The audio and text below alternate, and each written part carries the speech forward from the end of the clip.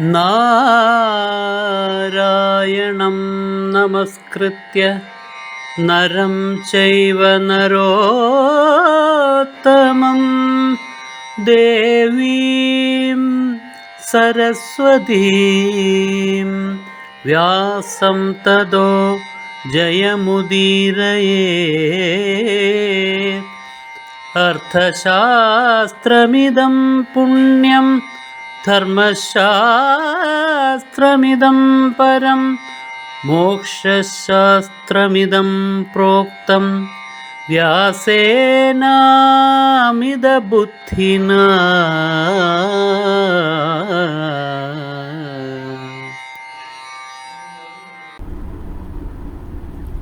നമസ്കാരം പ്രിയമുള്ളവരെ, ഗീതാഭാരതത്തിൻ്റെ ഇന്നത്തെ ക്ലാസ് ഇപ്പോൾ ആരംഭിക്കുന്നു. ശ്രീമദ് ഭഗവത്ഗീതയുടെ കഥാരൂപത്തിലുള്ള വികസനമാണ് ശ്രീ മഹാഭാരതം എന്ന് ഈ ക്ലാസ്സിലൂടെ നാം എല്ലാവരും വ്യക്തമായും മനസ്സിലാക്കുന്നു. ശ്രീമദ് ഭഗവത്ഗീതയിൽ അടങ്ങിയിരിക്കുന്ന തത്വരഹസ്യങ്ങൾ സമ്പൂർണമായ വേദാന്തശാസ്ത്രമാണ് അതിലുള്ളത്. നമുക്ക് എളുപ്പത്തിൽ മനസ്സിലാക്കിച്ചു തരാൻ വേണ്ടി വേദവ്യാസൻ രചിച്ചതാണ് മഹാഭാരതം. തത്വങ്ങൾ ഓരോന്നിനും അതിനെ വ്യക്തമാക്കാൻ പാകത്തിനുള്ളതായ കഥാപാത്രങ്ങളെയും കഥാസന്ദർഭങ്ങളെയും വ്യാസൻ ഇതിൽ സൃഷ്ടിച്ചു വച്ചിരിക്കുന്നു.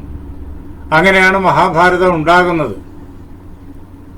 അതാണ് ഗീതാഭാരതം എന്നുള്ള നമ്മുടെ ഈ ചർച്ചാ ക്ലാസിന്റെ പ്രമേയം. നാം ഭഗവത്ഗീതയുടെ 16-ാം അധ്യായം ദൈവാസുര സമ്പദ് വിഭാഗയോഗം അത് പഠിച്ചുകൊണ്ടിരിക്കുന്നു. അതിലെ ദൈവീ സമ്പത്തിനെ ആസ്പദമാക്കി വ്യാസഭഗവാൻ പറഞ്ഞു വച്ചിരിക്കുന്ന ദൈവീ സമ്പത്തിന്റെ ധർമ്മങ്ങൾ നാം കഥകളിലൂടെയും കണ്ടുകഴിഞ്ഞു. ആസുരീ സമ്പത്തിന്റെ സ്വഭാവവിശേഷങ്ങളാണ് നാം ഇപ്പോൾ കഥകളിലൂടെ കാണുന്നത്. ദംഭോ ദർപ്പോ അതിമാനശ്ച ക്രോധ പാരുഷ്യമേവ ച അജ്ഞാനം ച അഭിജാതസ്യ പാർത്ഥ സമ്പദമാസുരീം. ആസുരീ സമ്പത്തിന്റെ പ്രത്യേകതകൾ ദംഭം, ദർപ്പം, അതേപോലെ തന്നെ അതിമാനം, ക്രോധം, പാരുഷ്യം, അജ്ഞാനം, ഇങ്ങനെ പോകുന്നു ആ ധർമ്മങ്ങളുടെ നിര.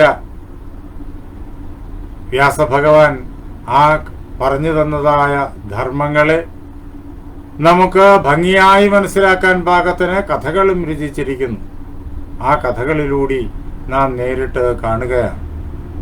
ദംഭത്തെയും ദർപ്പത്തെയും അതിമാനത്തെയും ക്രോധത്തെയും ഒക്കെ നാം കണ്ടുകഴിഞ്ഞു. ഇപ്പോൾ നാം കഴിഞ്ഞ 2 ദിവസമായിട്ട് പഠിച്ചുകൊണ്ടിരിക്കുന്നത് പാരുഷ്യം എന്നുള്ളതായ ആസുരീ സമ്പത്താണ്. അതിൻ്റെ തുടർച്ചയാണ് ഇന്ന് ഇവിടെ നടക്കുന്നത്.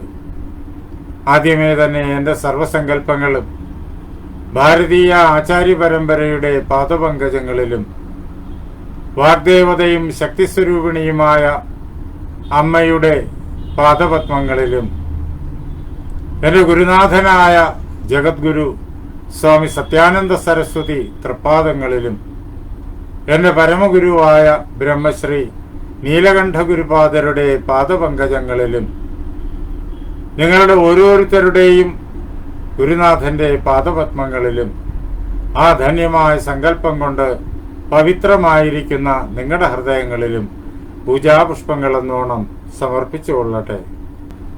പാരുഷ്യം അത് ആസുരീ സമ്പത്തിന്റെ സവിശേഷതയാണ്. ദംഭവും ദർപ്പവും ഒക്കെ എവിടെയുണ്ടോ അവിടെ പരുഷതയും ഉണ്ടാകും. സംഭാഷണത്തിലും പ്രവൃത്തിയിലും ശാരീരിക ചലനങ്ങളിലും ഒക്കെ അങ്ങേയറ്റം പരുഷമായിട്ടായിരിക്കും അത്തരക്കാരുടെ രീതികൾ. അത് എല്ലാവർക്കും ഒറ്റ നോട്ടത്തിന് തന്നെ മനസ്സിലാവുകയും ചെയ്യും. ആ പാരുഷ്യത്തെ ദുര്യോധനന്റെ പാരുഷ്യത്തിലൂടെ നാം കാണുന്നു. മഹാഭാരതത്തിലെ ദ്രോണപർവത്തില് യുദ്ധത്തിന്റെ 14-ാം ദിവസം വൈകുന്നേരം ജയദ്രഥൻ കൗരവന്മാരൊരുക്കിയ എല്ലാ സുരക്ഷാ സന്നാഹങ്ങളെയും അതിലംഘിച്ചുകൊണ്ട് കൊല്ലപ്പെട്ടപ്പോൾ അർജുനനാണ് ആ സന്നാഹങ്ങൾ മുഴുവൻ തകർത്തെറിഞ്ഞത്. അർജുനനെ സൈന്ധവ വധത്തിൽ നിന്നിട്ട് തോൽപ്പിച്ച് പിന്തിരിപ്പിക്കാൻ വേണ്ടി സകല മഹാവീരന്മാരും ഒരുമിച്ച് ചേർന്ന് ഗംഭീരമായ ഒരു വലിയ വ്യൂഹമൊരുക്കി പാണ്ഡവപക്ഷത്തെ അന്ന് രാവിലെ മുതൽ 14-ാം ദിവസത്തെ യുദ്ധത്തിന്റെ രാവിലെ മുതൽ ചെയ്തുകൊണ്ടിരുന്ന ആ ആക്രമണത്തിന്റെ വിജയത്തിൽ എത്താൻ അനുവദിക്കാതെ പാണ്ഡവന്മാരുടെ സകല ആക്രമണങ്ങളെയും തോൽപ്പിച്ചുകൊണ്ട് കൗരവന്മാര് സൂര്യൻ അസ്തമിക്കുന്നതും പ്രതീക്ഷിച്ച് യുദ്ധത്തിൽ ഏർപ്പെട്ട് നിൽക്കുകയായിരുന്നു.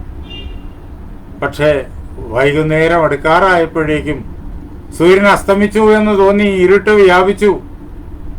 അർജുനൻ വളരെ വേഗത്തിൽ പാഞ്ഞു കയറി കർണനെയും കൃപരെയും ശല്യരെയും അശ്വത്ഥാമാവിനെയും ദ്രോണനെയും എല്ലാ പേരെയും നിമിഷമാത്രം കൊണ്ട് തോൽപ്പിച്ച് അവരെ ആ പടക്കളത്തിൽ നിന്നിട്ട് അകറ്റിക്കൊണ്ട് വളരെ വേഗത്തിൽ ജയദ്രഥന്റെ സമീപമെത്തി. അംഗരക്ഷകരെയും തകർത്തു, അംഗരക്ഷകരെ ഭയപ്പെടുത്തി. അംഗരക്ഷകർ പലരും മരിച്ചു വീണു, മറ്റുള്ളവർ ജീവനും കൊണ്ടോടി. ജയദ്രഥനെയും സംഹരിച്ചു. ഇതിന്റെ ഫലമായിട്ട് ദുര്യോധനുണ്ടായതായ ദുഃഖത്തിന് അതിരില്ല. ആ ദുഃഖം ദുര്യോധനന്റെ സ്ഥായിയായ സ്വഭാവമായ പാരുഷ്യത്തെ അങ്ങേയറ്റം കർക്കശമാക്കി തീർന്നു. ആ പാരുഷ്യം വാക്കുകളിലൂടെ ചലനങ്ങളിലൂടെ ദ്രോണന്റെ മുന്നിൽ പ്രകടമാകുന്നതാണ് നാം കണ്ടത്. തുടർന്ന് ദുര്യോധനാൽ അധിക്ഷിപ്തനായ ദ്രോണൻ അതിന്റെ കാരണം, ആർക്കും അർജുനനെ തടയാൻ കഴിയാതെ പോയതിന്റെ കാരണം ദുര്യോധനന് പോലും സാധിച്ചില്ല. അർജുനനോട് ഏറ്റുമുട്ടി അവിടെ നിന്ന് ഓടി രക്ഷപ്പെട്ട ദുര്യോധനനാണ് ഇപ്പോൾ ദ്രോണന്റെ നേരെ കയർക്കുന്നത്. കാരണം, അർജുന വിജയത്തിന് കാരണം കൃത്യമായിട്ട് ദ്രോണൻ കേൾപ്പിക്കുകയാണ്. അർജുന വിജയത്തിന് കാരണങ്ങൾ വളരെയേറെയുണ്ട്. അതിൽ ഏറ്റവും പ്രധാനം അർജുനൻ ശ്രദ്ധയോടുകൂടി പഠിച്ചതും അസ്ത്രവിദ്യ, കഠിനമായ തപസ് ചെയ്ത് മഹാദേവനെ പോലും പ്രസാദിപ്പിച്ച് ദിവ്യാസ്ത്രം നേടിയതും പാശുപതം നേടിയതും അനേകം ദിവ്യാസ്ത്രങ്ങൾ നേടിയതും ഓർമ്മ വെച്ച നാളു മുതൽ അന്നോളം ധർമ്മത്തിൽ നിന്ന് അണുകിട പോലും വ്യതിചലിക്കാതെ ധർമ്മത്തിന്റെ മാർഗത്തിലൂടി ധർമ്മ വിജയത്തിനു വേണ്ടി നിരന്തരം പരിശ്രമിച്ചതും എല്ലാമാണ്. മറുവശത്ത് അധർമ്മം മാത്രം. ദുര്യോധനാദികൾ പാണ്ഡവരോടും ദ്രൗപദിയോടും കാണിച്ചതായ അതിക്രമങ്ങൾ ഒന്നൊന്നായിട്ട് ദ്രോണൻ ചൂണ്ടിക്കാണിക്കുന്നു. ഈ അതിക്രമങ്ങളാണ് അർജുനന്റെ അമ്പുകളായിട്ട് കൗരവപടയെ മുഴുവൻ തകർത്തെറിയുന്നത്. ഇങ്ങനെ സംഭവിക്കും എന്ന് അന്ന് ആ ചൂതുകളിയുടെ സഭയിൽ വച്ച് തന്നെ ചൂതുകളിയെ തടഞ്ഞുകൊണ്ട് ചൂതുകളി അരുത് എന്ന് അഭ്യർത്ഥിച്ചുകൊണ്ട് ഉറക്കെ പറഞ്ഞുകൊണ്ട് വിതുരൻ വ്യക്തമാക്കിയിരുന്നു. പക്ഷെ ആരും ചെവിക്കൊണ്ടില്ല. ദുര്യോധന, നീ ചെവിക്കൊണ്ടില്ലല്ലോ. ദ്രോണൻ ദുര്യോധനനോട് ശക്തമായ ഭാഷയിൽ ചോദിക്കുന്നത് നാം കഴിഞ്ഞ ദിവസം കേട്ടു. കാരണങ്ങളെല്ലാം വളരെ വിശദമായിട്ട് ദ്രോണൻ പറയുന്നതും കേട്ടു. യച്ഛതാൻ പാണ്ഡവാൻ ദ്യൂതേ വിഷമേന വിജിത്യഃ പ്രവ്രാജയത്തദാരണ്യേ രൗരവാദിനവാസസ. ദുര്യോധനാദികൾ ചെയ്ത അതിക്രമത്തിന്റെ വേറൊരു ഭാഗം അന്ന് ആ ദ്യൂത ക്രീഡയില്, ആ ചൂതുകളിയില് കൗരവന്മാർ ജയിച്ചത് കളവിലൂടിയായിരുന്നു. അങ്ങനെ കളവിലൂടി ജയിച്ചിട്ട് സത്യസന്ധരായിരിക്കുന്ന പാണ്ഡവന്മാരെ കാനനത്തിലേക്ക് പറഞ്ഞയച്ചു. അവരുടെ സമ്പത്ത് മുഴുവൻ പിടിച്ചു പറിച്ചിട്ട്, അവരെ അപമാനിച്ചിട്ട്, പാഞ്ചാലി ഉൾപ്പെടെയുള്ളവരെ അപമാനിച്ചിട്ട് അവരെ കാട്ടിലേക്ക് അയച്ചു. എങ്ങനെ? മരങ്ങളുടെ തോലും മരവുരിയും അതേപോലെ തന്നെ കാട്ടുമൃഗങ്ങളുടെ തോലും ഒക്കെ ധരിക്കാനുള്ള അവസരമൊരുക്കി അത് ധരിപ്പിച്ച് അവരെ കാനനത്തിലേക്ക് പറഞ്ഞയച്ചത്. ആ ക്രൂരകർമ്മം ദുര്യോധനന്റെ